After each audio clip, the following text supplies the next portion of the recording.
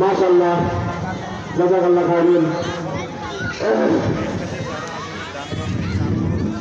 চাঁদপুরে পূর্বপাড়া নুরানি হাফিজিয়া মাদ্রাসা ও মিল্লাহ বোর্ডিংয়ের উদ্যোগে হাফেজ ছাত্রদের বস্তারবন্দি উপলক্ষে তৃতীয় বার্ষিক ওয়াজ মাহফিল।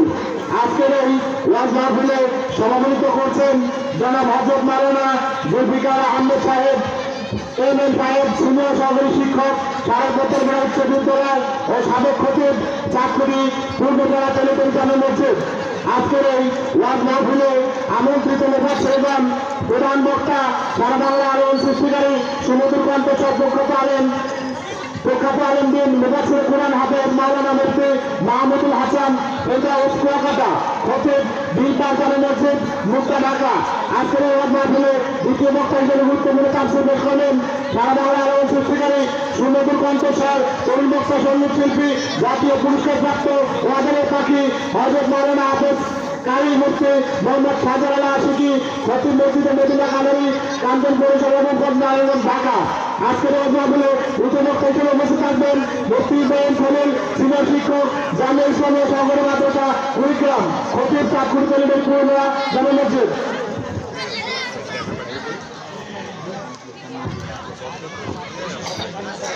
এ পর্যায়ে আমাদের মধ্যে আজকের ওয়াজ মাহফিলের বিশেষ অতিথি জনাব মোহাম্মদ আফসার আলী সাহেব আমাদের মধ্যে এসে উপস্থিত হয়েছেন। জনাব মোহাম্মদ আফসার আলী সাহেব, কাউন্সিলর ৮ নম্বর সিটি কর্পোরেশন রামপুর, ওনাকে ওনার আসন গ্রহণ করার জন্য বিশেষ অনুরোধ জানাচ্ছি। মাশাআল্লাহ, এ পর্যায়ে আপনাদের সম্মুখে গুরুত্বপূর্ণ তাফসীর পেশ করবেন আজকের এই ওয়াজ মাহফিলের চতুর্থ বক্তা হাফেজ মোহাম্মদ ওয়াহিদুল ইসলাম, মোতামিম অত্র মাদ্রাসা।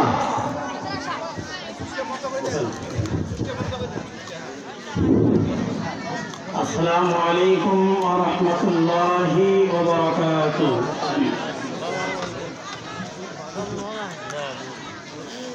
আমি জবাব হইলাম আসসালামু আলাইকুম ওয়া রাহমাতুল্লাহি ওয়া বারাকাতুহু।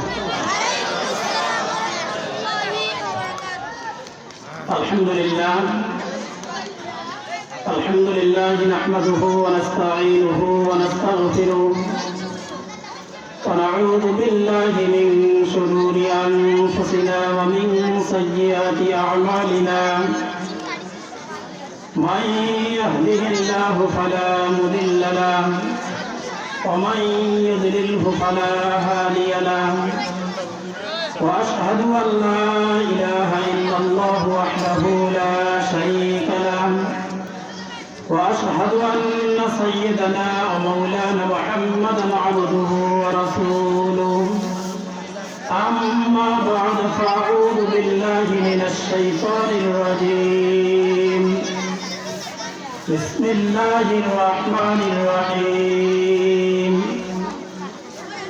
قد أفلح المؤمنون الذين هم في صلاتهم خاشعون والذين هم عن اللغو معرضون والذين هم للزكاة فاعلون والذين هم لفروضهم حافظون إلا على أزواجهم أو ما ملكت أيمانهم فإنهم غير ملومين فمن ابتغى وراء ذلك فأولئك هم العادون والذين هم لأماناتهم وعهدهم راعون والذين هم على صلواتهم يحافظون أولئك هم الوارثون الذين يرثون الفردوس هم فيها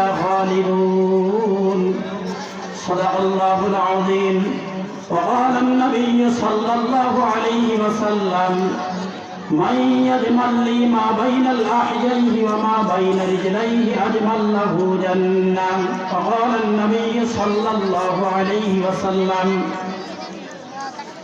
الحمد لله সকল প্রশংসা সেই মহান আল্লাহ পাক রব্বুল আলামিনের জন্য, যে মহান আল্লাহ পাক রব্বুল আলামিন এই শীতের দিনেও আমাদেরকে বেহেশতের বাগান ওয়াজ মাহফিলের মধ্যে আসার বসার যে মহান আল্লাহ পাক রব্বুল আলামিন তৌফিক দান করলেন কোরআন এবং হাদিস থেকে আলোচনা শোনার জন্য আসার জন্য, সেই মহান আল্লাহ পাক রব্বুল আলামিনের দরবারে আমরা সকলে শুকরিয়া আদায় করি, সকলে বলি আলহামদুলিল্লাহ। যে ওয়াজ মাহফিল যেভাবে আমাদের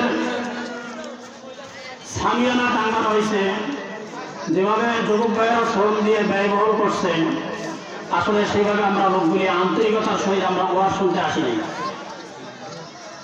যে হাদিস শরীফের মধ্যে এসে ওয়াজ মাহফিলের মধ্যে যদি কোনো ব্যক্তি আসে কোরআন এবং হাদিস শোনার জন্য, আল্লাহকে রাজি খুশি করার জন্য, আল্লাহ পাক রব্বুল আলামিন ওই ব্যক্তিদের জন্য দুইটা পুরস্কার আল্লাহ পাক রব্বুল আলামিন তাদেরকে দিয়ে দেবেন। প্রথম পুরস্কার হইতেছে আল্লাহ পাক রব্বুল আলামিন যারা কোরআন এবং হাদিস থেকে আলোচনা শোনার জন্য সহিহ নিয়তে বাড়ির থেকে ওয়াজের ময়দানে মাহফিলের জায়গার মধ্যে অবস্থান যারা করলো, আল্লাহ পাক রব্বুল আলামিন তাদের জীবনের সগীরা গুনাহগুলো আল্লাহ পাক রব্বুল আলামিন মাফ করে দিয়ে দেবেন। দ্বিতীয় পুরস্কার আল্লাহ পাক রব্বুল আলামিন যে ব্যক্তিরা মাহফিলের শুরু থেকে কোরআন এবং হাদিসের আলোচনা শুনবে, শোনার পরে এখানে খালেস নিয়তে তওবা করবে, আল্লাহ পাক রব্বুল আলামিন ওয়াজ শেষ হওয়া পর্যন্ত থাকলো, আল্লাহ পাক রব্বুল আলামিন তাদের জীবনের সমস্ত কবিরা গুনাহগুলো আল্লাহ পাক রব্বুল আলামিন মাফ করে দিয়ে দেবেন। যদি আমরা ওয়াজ শুনি আর এখানে আমরা পাপের জন্য অনুতপ্ত হয়ে যাই, খালেস নিয়তে তওবা করি, তাহলে সগীরা এবং কবিরা উভয় গুনাহ আল্লাহ পাক রব্বুল আলামিন মাফ করে দিয়েছে। তাহলে এখন পর্যন্ত দেখা যাইতেছে আমাদের অনেক ভাই ওয়াজ শোনার জন্য এসেছে, কিন্তু বাজারের মধ্যে তারা অবস্থান করতেছে, এদিকে সেদিকে ঘোরাফেরা করতেছে। যে ভাইয়েরা আমরা মাহফিল শোনার জন্য এসেছি, তারা বাহিরের মধ্যে অবস্থান করতেছে, তাদেরকে আমি অনুরোধ করবো যে আপনারা মাহফিলের স্টেজের মধ্যে তারা আসার জন্য তাদেরকে আমি অনুরোধ করবো। যে আমি সূরা মুমিনুনের কয়েকটি আয়াত আপনাদের সামনে তেলাওয়াত করছি, অসংখ্য আল্লাহ রাসূলের হাদিস থেকে একটি হাদিস আপনাদের সামনে তেলাওয়াত করছি। আল্লাহ পাক রব্বুল আলামিন যদি চান, আপনারা যদি দোয়া করেন এই হাদিসের উপর এবং এই কোরআনুল কারীমের যে আয়াতগুলি আপনাদের সামনে আমি তেলাওয়াত করছি, এই আয়াতগুলির থেকে কিছু আলোচনা আপনাদের সামনে করার জন্য আমি চেষ্টা করবো। আল্লাহ যদি তৌফিক দান করেন, সবাই বলেন আমিন। যে আয়াতগুলি আমি তেলাওয়াত করছি সূরা মুমিনুনের, এই আয়াতগুলির মধ্যে 7টি কথা আল্লাহ পাক রব্বুল আলামিনের মুমিনের বৈশিষ্ট্যের কথা বলছেন। 7টি গুণ, 7টি বৈশিষ্ট্য, 7টি গুণ যে ব্যক্তির মাঝে থাকবে, যে মুমিন ব্যক্তির মাঝে, আল্লাহ পাক রব্বুল আলামিন 7টি আয়াতের পরে আসি বলতেছেন উলাইকা হুল ওয়ারিসুন। সেই ব্যক্তিদেরকে, এই গুণানা ব্যক্তিদেরকে, গুণদার মুমিন ব্যক্তিদেরকে আল্লাহ পাক রব্বুল আলামিন জান্নাতের মালিক বানায় দেবেন। আল্লাহ পাক রব্বুল আলামিন উলাইকা হুল ওয়ারিসুন। ওয়ারিস সূত্রে পৃথিবীর মধ্যে মানুষ আমরা জায়গা জমি পিতামাতার দাদা দাদির আমরা ওয়ারিস সূত্রে জায়গা জমি দুনিয়ার মধ্যে পেয়ে থাকি। তো জান্নাতের মধ্যে আল্লাহ পাক রব্বুল আলামিন আমাদেরকে জান্নাতের মালিক বানায় দেবে। এখানে আমাদের অনেকের প্রশ্ন থাকতে পারে যে আল্লাহ পাক রব্বুল আলামিন দুনিয়াতে আমার জায়গা জমি আমার সন্তান পায়, আমার জায়গা জমি আমার নাতিপুতি পায়, তো জান্নাতের মধ্যে যে বাড়ি, জান্নাতের যে মালিক, এই মালিক যে তুমি আমাদেরকে বানা দেবে, এই মালিকানা কি, জান্নাতের বাড়ির কি আমার সন্তান, আমার স্ত্রী, আমার আত্মীয় স্বজন কেউ কি ভাগ পাবে? তো আল্লাহ পাক রব্বুল আলামিন পরে আছে বলছেন আল্লাযীনা ইয়ারিসুনাল ফিরদাউসা হুম ফিহা খালিদুন। জান্নাতের মধ্যে যে বাড়িটি থাকবে, যে বাড়ির মালিক আমাদেরকে আল্লাহ পাক রব্বুল আলামিন বানায় দেবে, সেই বাড়ি, সেই জান্নাতে কোনো ওয়ারিস থাকবে না। আমার জান্নাত আমি ভোগ করব, আমার জান্নাতের মধ্যে আমি থাকবো। তাহলে দুনিয়াতে গুণগুলি আল্লাহ পাক রব্বুল আলামিন আমাদেরকে বৈশিষ্ট্যগুলি, ঈমানদারের বৈশিষ্ট্যগুলির কথা উপরে আল্লাহ পাক রব্বুল আলামিন বলতেছেন। এই গুণগুলি আমাদেরকে অর্জন করতে হবে দুনিয়ার মধ্যে, দুনিয়াতে থাকা অবস্থায় আমাদেরকে গুণগুলি অর্জন করতে হবে। দেশের যে পরিস্থিতি আমাদের আজকে, একের পর এক আমরা যে পরিস্থিতির শিকার হইতেছি, মুসলমান ব্যক্তিদের যে অবস্থান আমাদের আজকে ইমানদার ব্যক্তিদের যে অবস্থানের মধ্যে আমরা আসি, আপনারা একটু খেয়াল করলেই বুঝতে পারবেন। একের পর এক আজকে আমাদের সন্তানদেরকে যারা আমরা স্কুলের মধ্যে পড়াইতেছি, এই সন্তানদেরকে যে আমাদের নাস্তিক বানার জন্য পায়তারা যে চলতেছে আমাদের দেশের মধ্যে, আমরা একটু যদি খেয়াল করি, মনোযোগ দিয়ে আমরা কথাগুলি শুনি, আমরা বুঝতে পারবো। কিছুদিন আগে আমরা বইয়ের মধ্যে দেখলাম শরীফ থেকে শরীফা বানানো হয়েছে, তৃতীয় রঙের ব্যবহার করা হয়েছে। তারপরে কিছুদিন আগে আমরা দেখছি বানর থেকে মানুষ সৃষ্টি হয়, আমাদের আদি পিতা বানর, একের পরে এক। তারপরে আমরা ইতিপূর্বে আবার বইয়ের মধ্যে পাইলাম কি, যে কোনো পশু পাখি যদি দেবদেবীর নামে জবাই করা হয়, সেই পশু পাখির বস্তু খাওয়াও হালাল হয়ে যায়। তাহলে আমরা যে আমাদের সন্তানগুলিকে স্কুলের মধ্যে পড়াইতেছি, বাংলাদেশের মধ্যে যে যারা বই লেখক, যারা বইগুলি লিখতেছে, যারা সিলেবাস দেখতেছে, নিয়ন্ত্রণ করতেছে, তাদের মস্তিষ্কটা কি আছে আমরা দেখতেছি।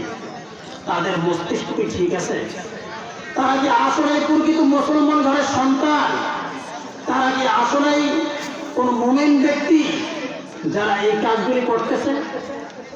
আজকে আমাদের সন্তানগুলিকে তারা নাস্তিক বানানোর জন্য পায়তারা করতেছে, চেষ্টা করতেছে।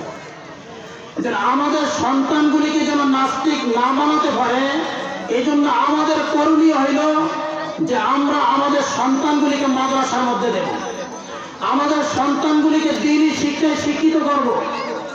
যদি আমরা দ্বীনি শিক্ষায় শিক্ষিত করতে পারি, তাহলে যে শরীফ থেকে শরীফা এই গল্পটি আমার সন্তান করবে না, এই আকীদা মুক্ত আমার সন্তানটি কখনো হবে না।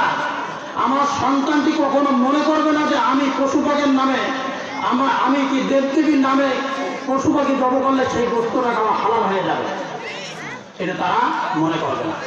এই জন্য মুমিন ব্যক্তির বৈশিষ্ট্য, মুমিন ব্যক্তির গুণ আল্লাহ পাক রব্বুল আলামিন কোরআনুল কারীমের মধ্যে বলেছেন, কদ আফলাহাল মুমিনুন। ওই মুমিন ব্যক্তিরা সফল হয়েছে, ওই মুমিন ব্যক্তিরা সফল যারা প্রকৃত মুমিন ব্যক্তি হবে। তারা যদি দুনিয়াবি কাজ করে, কৃষি কাজ করে, কৃষি কাজের মধ্যে সফলতা পাবে। তারা যদি ব্যবসা করে, ব্যবসার মধ্যে সফলতা পাবে। তারা যদি রাজনীতি করে, রাজনীতিকের মধ্যে সফলতা পাবে।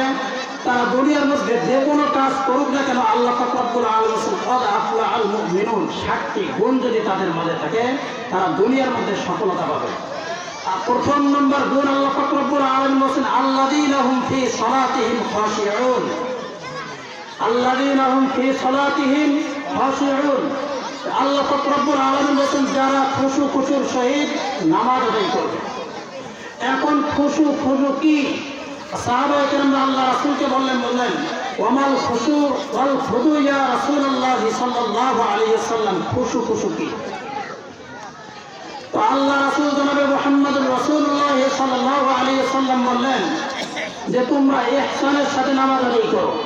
সাহাবায়ে কেরাম বললেন ওয়ামাল ইহসান ইয়া রাসূলুল্লাহ সাল্লাল্লাহু আলাইহি ওয়াসাল্লাম, ইহসান কি? তো আল্লাহ রাসূল জনাবে মুহাম্মদুর রাসূলুল্লাহ সাল্লাল্লাহু আলাইহি ওয়াসাল্লাম সাহাবায়ে কেরামদেরকে বলছিলেন যে তোমরা যখন নামাজের মধ্যে দাঁড়ায় যাবে, প্রথমে পবিত্রতা অর্জন করবে। পবিত্রতা অর্জন করার পরে তোমরা যখন নামাজের মধ্যে দাঁড়ায় যাবে, তোমরা তখন সামনে মনে করবে যে আল্লাহ পাক রব্বুল আলামিন আমার সামনে। তোমরা যদি আল্লাহ পাক রব্বুল আলামিনকে দেখতে নাও পারো, তারপরে মনে করবে যে আল্লাহ পাক রব্বুল আলামিন আমার সামনে উপস্থিত, আমি আল্লাহ পাক রব্বুল আলামিনকে দেখতেছি, আল্লাহ পাক রব্বুল আলামিন আমাকে দেখতেছে। পেছনে মনে করবে মৃত্যু, ডান পাশে মনে করবে জান্নাত, বাম পাশে মনে করবে জাহান্নাম। এই মনে করি তুমি নামাজের মধ্যে দাঁড়ায় যাবে। নামাজ স্থিরভাবে খুশুর সহিত তোমরা নামাজ আদায় করবে। যদি তোমরা খুশুর সহিত নামাজ আদায় করতে পারো, এই নামাজ তোমাদেরকে দুনিয়ার মধ্যে সফলতা দান করবে। পরকাল আল্লাহ পাক রব্বুল আলামিন এই নামাজের ওপরে তোমাদেরকে জান্নাতুল ফেরদাউস দান করে দিয়েছে। তাহলে খুশু কি? এইটা তো আমার সন্তান যদি স্কুলের মধ্যে যে নাস্তিকের বই লিখতেছে, সেই বই যদি পড়ে খুশু আমার সন্তানরা জানতে পারবে। তাহলে এই খুশুর সহিত যদি আমরা গুণ, প্রথম নাম্বার গুণ হইতে চাই খুশুর সহিত নামাজ আদায় করা। তারপরে আল্লাহ পাক রব্বুল আলামিন বলেন আল্লাযীনা হুম আনিল লাগwi মুরিদুন। দুনিয়ার মধ্যে যে গরিহিত কাজগুলি আছে, এই গরিহিত কাজগুলি তোমরা বর্জন করো। দুনিয়ার মধ্যে গরিহিত কাজগুলি বর্জন করো। শুধু নামাজ পড়লে হবে না। আপনি যে খুশুর সহিত নামাজ পড়লেন, আপনি বলতেছেন আমি নামাজি ব্যক্তি, অথচ আপনার মাঝে গরিহিত কাজগুলি আছে। আপনি নামাজের প্রথম কাতারের মধ্যে, অথচ বাজারের মধ্যে সিটি করা যায় প্রথম কাতারের মধ্যে।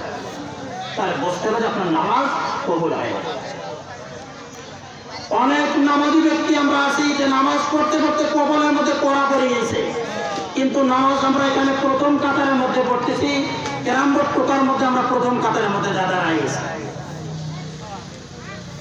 চার দোকানের মধ্যে টিভি সিরিজ সামনে আমরা প্রথম কাতারের মধ্যে। অনেক হাজি ব্যক্তি আমরা আছি গরিহিত কাজ, আমরা নামাজ পড়তেছি প্রথম কাতারের মধ্যে, অথচ আমার মেয়ের বিয়ে 3 দিন আগ থেকে আমার মেয়ের বিয়ের জন্য আমরা কি করছি, বাড়িতে গান বাজনা শুরু করে দিয়ে দিচ্ছি। অনেক নামাজি ব্যক্তি হাজি ব্যক্তি এরকম আছে যে তারা কি করতেছে, বিয়ের মধ্যে মেয়ের বিয়ে ছেলের বিয়ে 3 দিন 4 দিন পর্যন্ত বাড়িতে নাচ তো চলছে, দেখা যাবে যে তাদের সাউন্ড বক্সের আজান মসজিদের মধ্যে নামাজও পড়া যায় না। তাহলে আপনি নামাজি ব্যক্তি, আল্লাহ পাক রব্বুল আলামিন বলেন আল্লাযীনা হুম আনিল লাগবি মুরিদুন, গরিহিত কাজগুলি তোমরা বর্জন করো। তুমি যদি নামাজি ব্যক্তি পরিচয় দিয়ে থাকো, প্রকৃত মুমিন ব্যক্তি হয়ে থাকো, তাহলে গরিহিত যেগুলি কাজ আছে সেই কাজগুলি তোমরা কি করো, বর্জন করো। তাহলে আমরা নামাজও পড়ি, গরিহিত কাজগুলির সঙ্গে আমরা কি জড়িত। 3টা গরিহিত কাজের মধ্যে কথা আল্লাহ রাসূল হাদিস শরীফের মধ্যে বলছেন। আর একটি কাজ হইতেছে, দেখবেন যে বর্তমান জামানার যুবক ছেলেরা অনেক বৃদ্ধ লোক আছে এরকম ভাবে, ঈশার নামাজের পর আল্লাহ রাসূল বলছেন তোমরা ঘুমায় যাও, অথচ ঈশার নামাজের পরে আমরা কি করি, ফেসবুকের মধ্যে ঢুকে যাই। ফেসবুকের মধ্যে আমরা ঢুকি, আমরা কিন্তু নামাজি ব্যক্তি। অনেক যুবক ব্যক্তি আছে আমরা, তারা কি করতেছি, নামাজের পরে দেখা যায় যে ঈশার নামাজের পরে আমাদের ঘুমের সময়, এই ঘুমের সময় আমরা কি করতেছি, ঈশার নামাজের পর থেকে ফজরের নামাজের আগ পর্যন্ত আমরা ফেসবুকের মধ্যে, অনলাইনের মধ্যে আমরা আসি। আমরা নামাজি ব্যক্তি, গরিহিত কাজ, আমার সন্তানকে আমি অ্যান্ড্রয়েড সেট কিনে দিয়েছি, সে কি করতেছে, এই অ্যান্ড্রয়েড সেট কিনে পাবজি গেম, যেই আছে গেম আছে যে এই গেম খেলতেছে, সে গেমের মাধ্যমে টাকা অর্জন করতেছে, গেমের মাধ্যমে টাকা অর্জন করতেছে, এটা গরিহিত কাজ। এই ছেলেটি আমার কি করতেছে, পাবজি গেম আরো এরকম অনেক গেম আছে, তারা খেলতেছে, টাকা অর্জন করতেছে, সম্পূর্ণরূপে হারাম। যে পিতাগুলি এই হালাল মানে হারাম কামাইগুলির মধ্যে জড়িত, যে সন্তানগুলি হারাম কামাইগুলির মধ্যে জড়িত, আল্লাহ রাসূল তো বলছেন হারাম দ্বারা লালিত পালিত শরীর কখনো জান্নাতের মধ্যে প্রবেশ করবে না।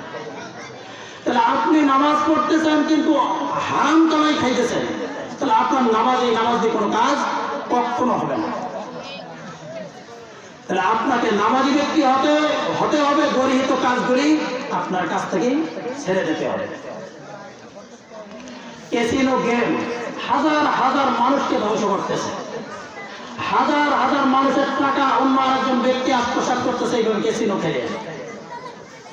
তাহলে আমরা ওয়াজ শোনার জন্য আনছি, আল্লাহ পাক রব্বুল আলামিন যেহেতু বলছেন গরিহিত কাজগুলি তোমরা বর্জন করো, তাহলে গরিহিত কাজগুলি আমাদেরকে বর্জন করতে হবে।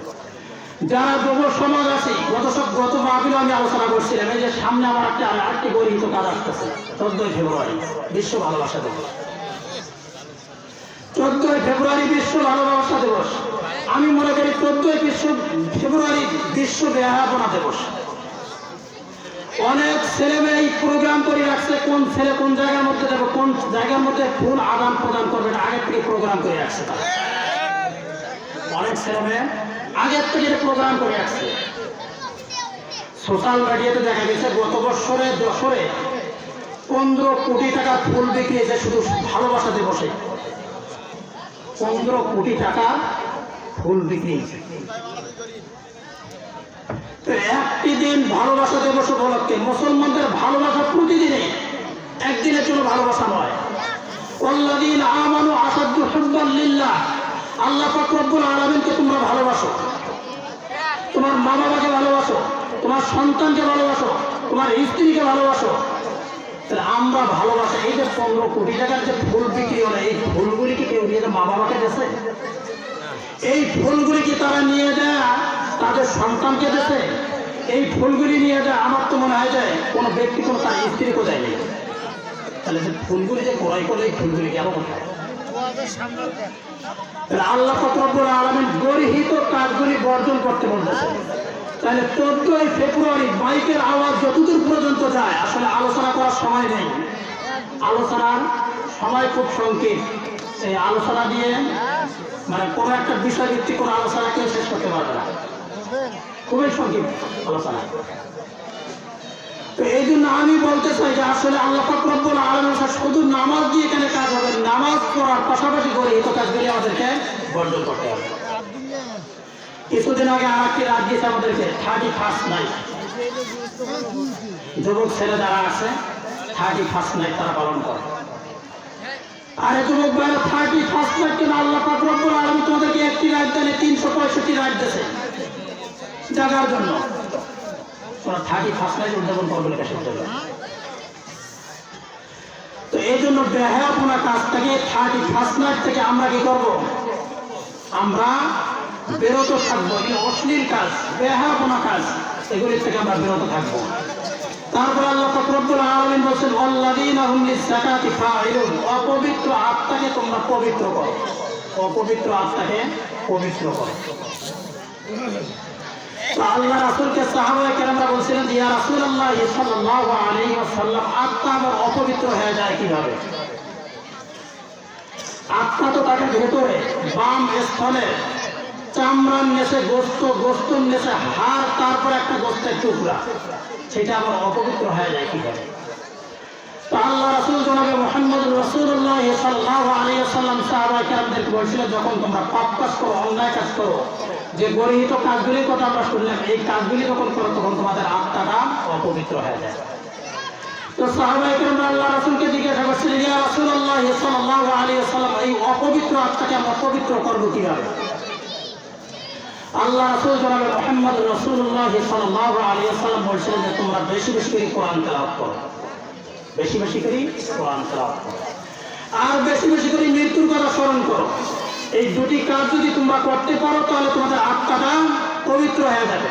তো আজ দেখা যায় যে আমাদের সন্তানগুলিকে আমরা কি করতেছি? কোরআন শিক্ষার থেকে আমরা অনেকে বঞ্চিত করতেছি, কোরআন শিক্ষার থেকে আমরা বঞ্চিত করতেছি। ওয়াইদা তুলিয়াত আলাইহিম আয়াতুন সাদাতুহুম ঈমানা, কোরআন পড়লে ঈমান বৃদ্ধি পায়। আজকে আমাদের সন্তানদেরকে আমরা কি করি? গান শিক্ষা দেই। আগে গান শিখে তো সারেগামা পাধানিসা গানের শুরুতে ছিল, আর এখন গানের শুরুতে কি বলে জানেন? তারে নারে নেড়ে। তারে মানে তার বাবা মাকে, নার মানে আগুনে, নেড়ে মানে তাড়াতাড়ি তার বাবা মাকে জাহান্নামের মধ্যে নিয়ে যায়।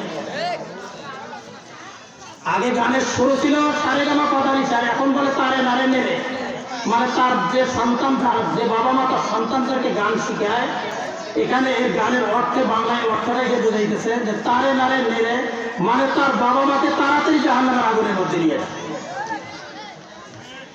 এই জন্য কোরআন শিখাবেন। কোরআন ওয়াইদা তুলিয়াত আলাইহিম আয়াতুহু যাদাতুহুম ঈমানা, কোরআন যদি আপনারা শিখেন বাচ্চাদেরকে, কোরআন যত করবে তত আপনাদের সন্তানদের ঈমান বৃদ্ধি পাবে।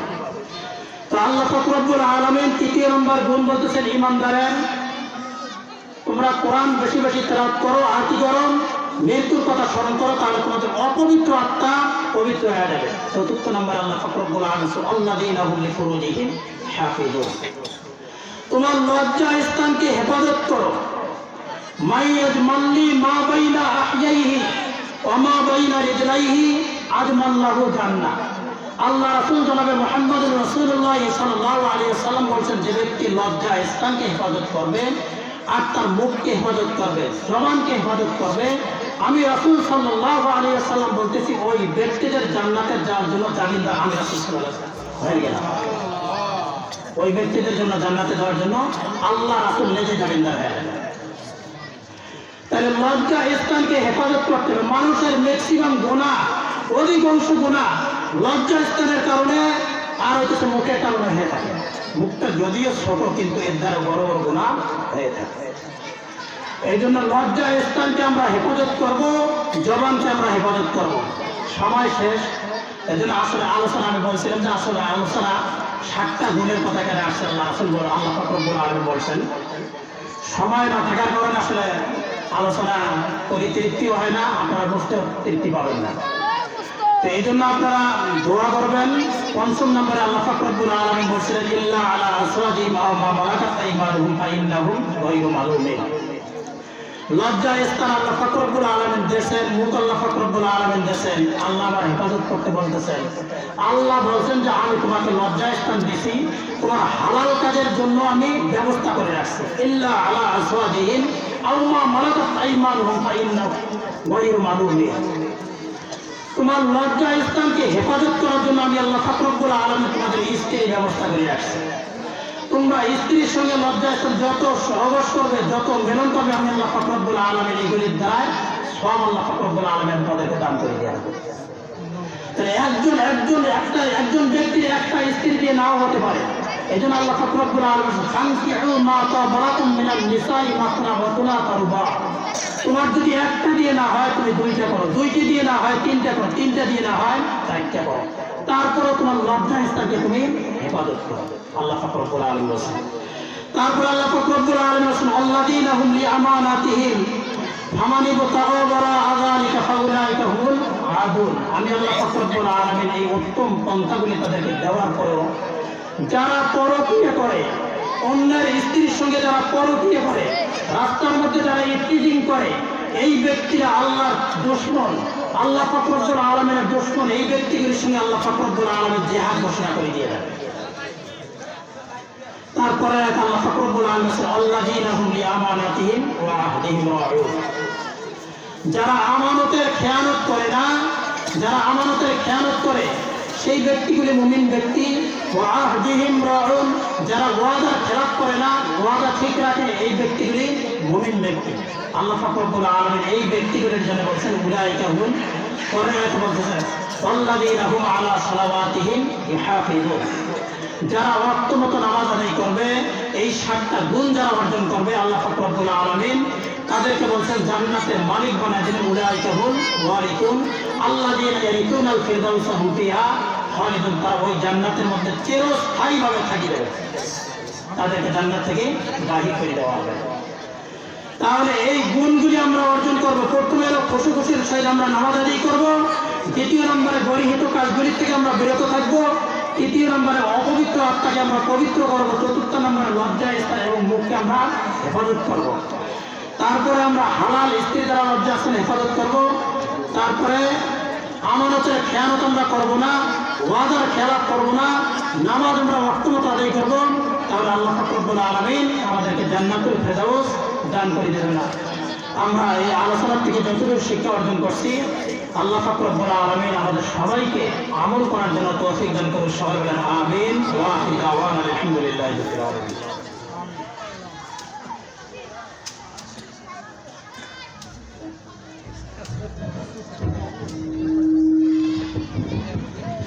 বিসমিল্লাহির রহমানির রহিম। মাশাআল্লাহ, আজকের এই ওয়াজ মাহফিলের তৃতীয় বক্তা অতি সুন্দর আকারে হারাম ও বিভিন্ন ফেতনা পর্দা সম্পর্কে অতি সুন্দর তাফসীর পেশ করলেন। আমি দেখতে পাচ্ছি যে অনেকেই এখনো এই মাঠের মধ্যে এসে খেলাধুলা করতেছে। আমি ভলান্টিয়ার ভাইদের সকলের দৃষ্টি আকর্ষণ করছি, যারা যারা ভলান্টিয়ার দায়িত্বে আছেন সবাইকে একটু বসাই দেন। আর এখনো পর্যন্ত আমরা যারা ওয়াজ মাহফিলের উদ্দেশ্যে এসে বিভিন্ন জায়গায়, বাজার ঘাটে, রাস্তায় সময় অপেক্ষা করতেছি, আমি তাদেরকে বিশেষভাবে অনুরোধ জানাচ্ছি আপনারা দয়া করে আজকের ওয়াজ মাহফিলে এসে আমাদের বক্তাদের মূল্যবান বক্তব্য শুনবেন ও সেই সঙ্গে পালন করার চেষ্টা করবেন। ইতিমধ্যেই আমাদের আজকের এই হাফেজ বিদায় উপলক্ষে তৃতীয় ওয়াজ মাহফিলের তৃতীয় বক্তা মুফতি ইব্রাহিম খলিল সাহেব ইতিমধ্যে আমাদের মধ্যে উপস্থিত হয়েছেন। তাই আমি সকল দিদি ভাইদের আর সময় এদিক সেদিক নষ্ট না করার জন্য বিশেষ অনুরোধ জানাচ্ছি। নারায়ণ তাকবীর। তৃতীয় বক্তার আগমন, শুভেচ্ছায় স্বাগতম। মাশাআল্লাহ, আমি আর সময় নষ্ট করবো না। আমি আজকের এই ওয়াজ মাহফিলের তৃতীয় বক্তা হযরত মাওলানা হাফেজ কারি মুফতি মোহাম্মদ দুঃখিত, আজকের ওয়াজ মাহফিলের তৃতীয় বক্তা মুফতি ইব্রাহিম খলিল সাহেবকে তার মূল্যবান বক্তব্য দেওয়ার জন্য বিশেষ অনুরোধ জানাচ্ছি। আসসালামু আলাইকুম।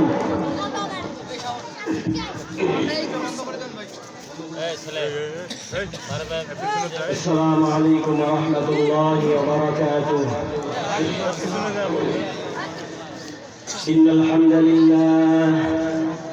الحمد لله نحمده ونستعينه ونستغفره ونؤمن به ونتوكل عليه ونعوذ بالله من شرور أنفسنا ومن سيئات أعمالنا من يهده الله فلا مضل له ومن يضلل فلا هادي له ونشهد أن لا إله إلا الله وحده لا شريك له ونشهد أن محمدا عبده ورسوله أما بعد فأعوذ بالله من الشيطان الرجيم بسم الله الرحمن الرحيم إنا نحن نزلنا الذكر وإنا له لحافظون وقال رسول الله صلى الله عليه وسلم يقال لصاحب القرآن اقرأ وارتقي ورتل كما كنت ترتل في الدنيا فإن منزلك عند آخر آية تقرأها أو كما قال عليه الصلاة والسلام وقال تعالى إن الله وملائكته يصلون على النبي